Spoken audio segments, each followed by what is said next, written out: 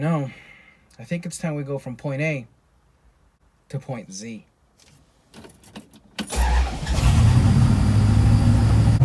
Alright, so today we're going to go review my friend's 1971 Datsun 240Z. It's a really cool car. I've always wanted to review one. I've driven one around the parking lot and stuff and, you know, doing some tune-ups and stuff, but never actually driven one, you know, and today I get the chance. So that's going to be freaking awesome. I'll see you guys over there and we'll check this thing out. Alright guys, so welcome back to my dad's garage, obviously. And this is my friend's 240Z 1971 model. And this is essentially a resto mod. So it's not perfectly 100% original, but because who wants that? I mean, if you can get more power and more reliability out of these, awesome. Anyway, let's go over this particular car right here. So he's actually owned this about 10 years now, I think. And this thing's kind of was his daily driver for a little while. Yeah, he used to drive this every Friday, right? For 100 miles or so. And that's what these things are meant for, right? We got to have these cars to drive. And this is what this is, the driver. All right, so right off the bat, you'll notice that's not the right chin, guard or that piece in the bottom there, that valence. This is an upgraded unit, which is very popular for these models. It has that little deep air dam. I don't know what they're called. I'm sure someone in the comments will correct me about that. Anyway, that's pretty cool, but I think they look nice like this, right? And a lot of guys, you see this front bumper right here? A lot of guys remove that, and it just looks weird like that, at least personally. And I think he thinks the same thing, and it kind of looks better with the actual bumper still in there. You'll notice these lights here, these little scallops. He tells me they call them sugar scoops. Some of them have them covered. This vehicle obviously doesn't have them, and for the most part, they come uncovered like this. This is normal. Oh yes, here are evidence of the retro modding. That light right there is an HID light. And that's part of the upgrades that went into this vehicle. All the lights inside the vehicle, the illumination are LEDs as well. Those mirrors on the sides you see, those are not the mirrors that came with the vehicle, but upgraded mirrors from the gentleman who actually sold him the car. So like I said, he's owned this for 10 years and it's a great little vehicle. And this has a very interesting engine to it, and we'll get that into a second. But I mean, look at this really cool car. Very, very nice. It's obvious why, Nissan would want to go back to this similar body style. This is classic. It's timeless. Ah, yes. Something I learned today is this emblem was introduced in 71. Earlier, they had a vent in the back here. I didn't know that. This was added on later. So that's pretty cool. Real neat. And the thing to know about these cars is that this body style actually lasted from the 240Z, the 260Z, and the 280Z with slight changes over the years. Right? Mostly this engine size because of, well, smog. In the US, the requirements were rising about smog. So in order to keep the power output similar to when the car started, they had to up the displacement. So 240, 2.4 liter six-cylinder, inline six. 260, that's 2.6. 280, 2.8, right? So yeah, this thing has a 3 liter that's actually a 280 engine with a diesel crank in it up in the stroke, bringing it up to 3 liters. So it sort of, turns this into a little hot rod, right? And that engine sort of designed, or at least built, to resemble a Rebello engine. And Rebello was essentially a race car manufacturer of sorts, or an engine builder, if you will, that specialized in these 240Z or Z cars, if you will, of the time, Datsuns, right? The other thing to know about this car is really interesting is, at the time, Nissan was known as Datsun in the US. And the reason Datsun existed, sort of a slight little history, if I'm wrong, correct me in the comments, guys, but essentially Datsun was sort of to ease into the US market, right? You bring in the Datsun cars and you had the Datsun 240Z. In Japan, these things were called Fairladies. Here in the US, they changed it to 240s to mimic the performance cars of what was being sold in the US, 340 Duster or the 350 Camaro and so on and so forth. So it was a marketing scheme why these things were the Datsun 240Z, even though they were all essentially Fairladies. It no longer has the 4-speed that this would have come with back in 71. This has an upgraded 5-speed from a later model and a beefier rear end. So it's a good driver. It's a great little performance car. And this thing was one of the best bargains of its day. This car was probably the best performing car for its price range back in the early 70s. Another indicator that this is a US market vehicle is these indicators. These were add-ons. Obviously the body doesn't really, flow into them, and these were for the US market. They had to have these indicators, the front and the back ones over there, the red ones, in order to comply for safety, right? The safety requirements of the US. Like I said, they all had to have smog emissions. This does not have it anymore. It's 1971 and no longer needs it, right? So yank that crap out. Now we got more power. The bumpers, I believe these bumperettes were mandated by the U.S. law in order for the, the impact safety structure of this. That's why they have to have these bigger bumperettes.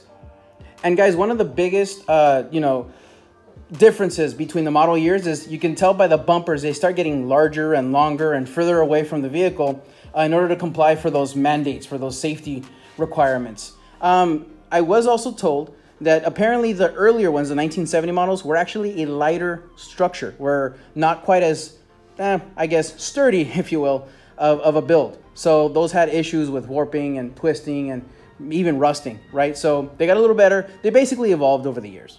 All right, guys, and you know what? On that topic, speaking about rust, these had, let's say, an issue with that problem. A lot of these kind of tended to rusted away after a while. They, especially if they were in colder climates, humid climates, they'd end up with rust down in here where the door jambs are at, and over here in the hatch, in the back area, the trunk area, in the bottom, water would collect there. You'd have rust all around this hatch deal here, and you would also have rust in the front rails down in this area here, also for pooling. This car, this shape doesn't really lend itself to dropping water where it should. It just wasn't really designed for that. And of course, this was designed for a look primarily, right? I mean, it's a sports car. The other thing that's really cool is these wheels. These wheels are a 15-inch. They are designed to look like the Mini Light wheels that would have been, period correct for this vehicle, except they would have been 14 instead of 15. So these are 15-inch wheels on 15-inch rubber, and they look really cool. I love the contrast, like I said, with the white. Looks really, really cool. Reminds me a little bit of the Fiero that I got, right? With the black mesh wheels and the white. Looks cool. I don't know. Just my opinion. And let's hit inside of this vehicle, see what we got going on in there. All right. So, I mean, very nice. Very, very nice. You see your gauge pods in there, right? Your speedometer and your tach, and then, of course, your readouts you need. Everything's essentially pretty standard in here. You got your climate controls, your stereo you would have had back then. Just kidding, you guys. That's the classic audio. Gotcha. No, but seriously speaking, I mean, obviously all of these had radios and stereos that are just not up to par anymore, so that's a nice little substitution. At least I like it. Big old shifter there for your 5-speed. And you know what? For a 2-seater, this is actually very, very spacious. Ooh, I like the latch down there. Very cool. It almost looks like this should have been a gullwing, huh? With the latch down there. I don't know. Maybe just me. So we got a little partial self back here. Very nice for a little bit of trunk space. We'll open up the trunk and check that out right now. All right. So yeah, you know what? For a sports car, this is pretty spacious. Look at that. You got your shock towers, real nice, real wrapped in that diamond. The diamond pattern. Very cool. We can see the where the old strap downs used to be. There used to be these strap downs here to hold down stuff when you would carry, what have you. Back here, there's a speaker box right here, obviously part of the resto modification, if you will. And a really cool little Easter egg. Check this out. There's the original color, orange. But wait, it's white. No, it used to be orange. And then these right here, these cool little panels, these are what they call smuggler panels. You can actually put in stuff in there. You got your jack in there and everything. Lock them up, and if you didn't know, put it away. Nothing's there. Really nifty, really cool, but also a nice way to see what the color of this thing was. So yeah, like I said, nice little space back here, and then obviously that little cushion with the cup holders that was added on later. All right, and so let's go to the driver's side here, and very nice. Once again, very spacious interior for a 2-door. Oh, this is really, really nice car. Ah, yes, the steering wheel isn't the original one. It is a Momo Prototipo replacement. Very nice, very lightweight, very cool, very period, honestly. And you got the legendary round gauges. Really, really awesome. Just love the way these things look. Back in the day, my uncle had one of these, or my godfather, sorry, and always loved hanging out in that car. That's why I love being in this thing, around these things. They're part of my past as well. So anyway, all right, and there she is, the 2.4 liter. Gotcha. It's a 3.0 liter inline 6-cylinder. Well, at least it's 3.0 liters now.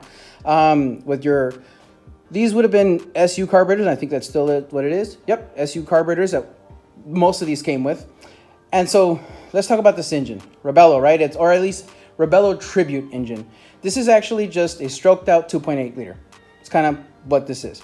Obviously, with a little bit of work done in the engine and kind of all made to work together. I've actually worked on this vehicle a couple of times. We replaced the brake booster down here, and we did a few valve adjustments and stuff. But this car, as you see it, is the way he bought it. He hasn't changed it in 10 years. I think he replaced the radiator one time, but that was it.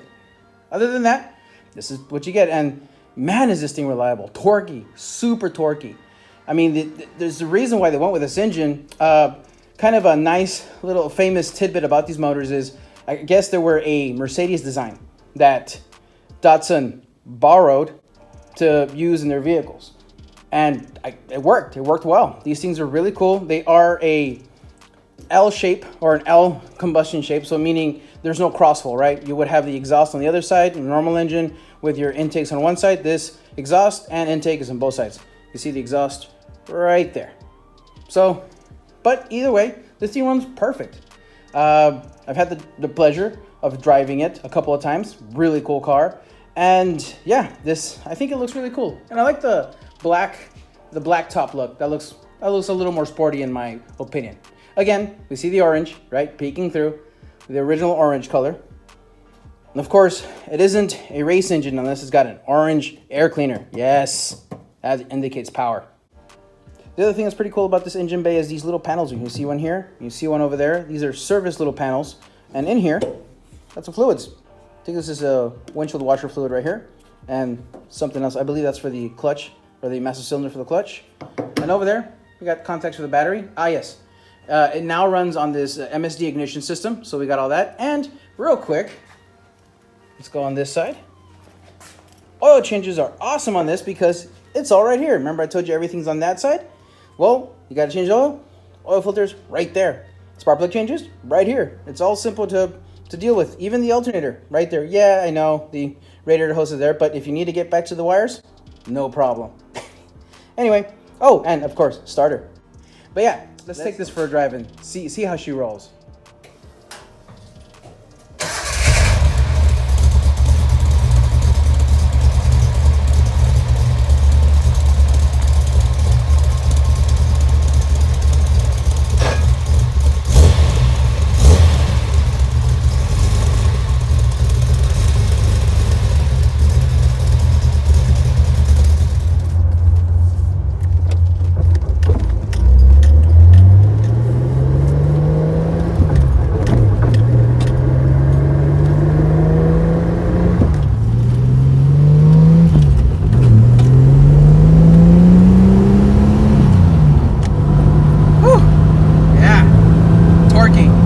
Driving the 240Z, or I think 300Z at this point, right?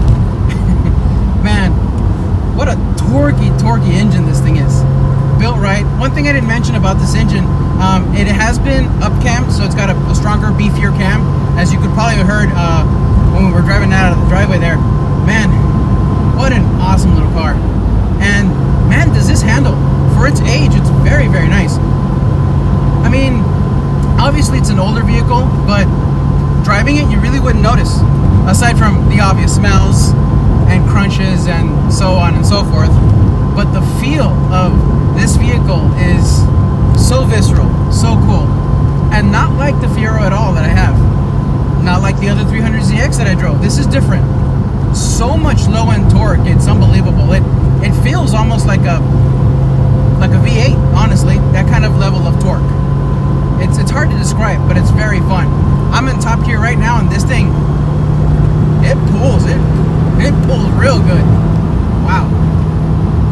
So if you got yourself a 2.8 liter or a 280Z and you want to up the power, throw a diesel stroker kit into the thing and man, it changes the whole car. Obviously, there was probably head work done to it, and the cams that I just talked about, or the camshaft. But man, what a performance car! Very, very cool. I've never driven one for any long period of time, but this has always sort of been a dream of mine, and here I am driving one of these things. Always wanted to get one. By the time I had the chance to get one, they were already out of my price range. So my friend's very lucky to get one when he did. And like I said earlier, I grew up around these things. You know, I was a younger child when my godfather had one, a green one, a really cool one, and that was an actual 240 with the original 240 in it, and that was a lot of fun to be driving in. So this just brings back those memories about being in that car. The smells are essentially the same, the way the car feels is essentially the same. I will say the steering's a lot heavier than I thought it would have been on a car like this, but I was warned about that ahead of time. And yeah, it's a great driving sensation.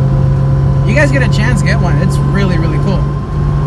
It's very easy to read these gauges, very easy to read the engine. I will say it's kind of weird that fourth gear isn't that much different than fifth gear, which is very odd for me, but still works just fine.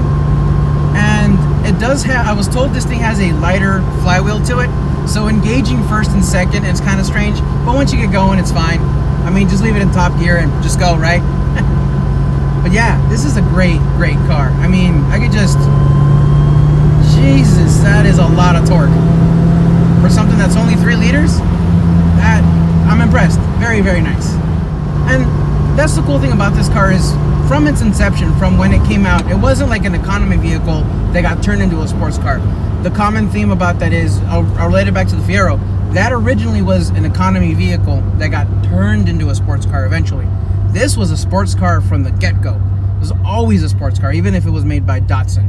The only thing comparable to it at the time was, Toyota 2000, and that thing was so out of everybody's price range even back then. It just wasn't feasible.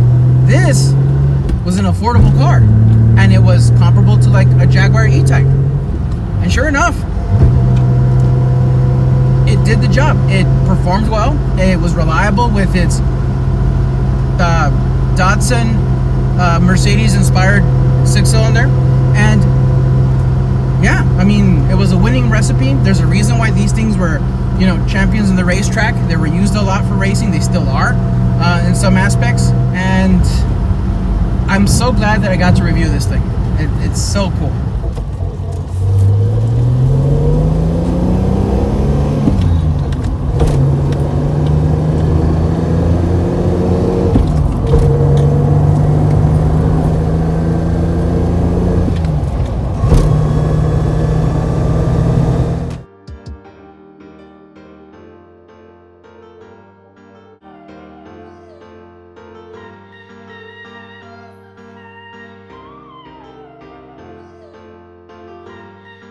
Alright guys, that's gonna do it for this video. Let me know what you guys think of my friend's 240Z or 300Z now? I don't know. The Z car that I just reviewed. Let me know if I got anything wrong. Like I said, I'm no expert. I don't know everything about these cars. But yeah, it was a really fun review. I really love those cars. I think they look great. I think they handle great. And now I feel like, you know, they drive really great, at least with the right engine, right? But anyway, let me know what you guys think. Thank you so much for watching the video. I'll see you guys next time.